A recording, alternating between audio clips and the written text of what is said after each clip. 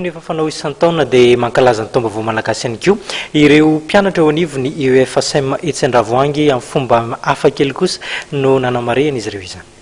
Tamin'ny fomba niavaka no nankalazan'ny sekoly IEF ACEEM etsy Andravoahangy ny taombaovao malagasy. Hetsika natao indrindra nanomezana lanja ny fihavanana sy ny soatoavina malagasy tamin'ny alalan'ny fomba fitafy malagasy, hira vako-drazana, dimirindra, tononkalo, kabary sy ny sisa izay nataon'ireo mpianatra sy ny mpanabe tarihan'ny taletsekoly ramatoa Eliana Razafy Manatsoa.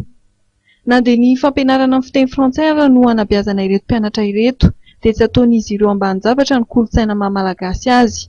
Araka ny fanazavana izay eto ny solo-tena mpianatra.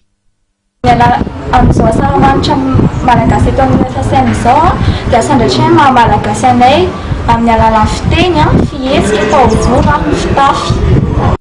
Tonga nanome voninahitra ity lanonana hafakely ity ny teny amin'ny sekoly IEF ACEEM Andravoahangy ny filompanorina amin'ny vondrom-panabeazana ACEEM Andriamatora Trema William Manvady, ny sekretera jeneraly ministera ny kolontsaina sy ny vakoka, ny ambasador'ny Indonésia sy ireo vahiny manan-kaja maro izay mpandrindra ny fankalazana ny taombaovao malagasy toa ny filohan'ny vohitra ambotra biby, ny avy ao amin'ny trano koltoraly malagasy sy ny maro hafa.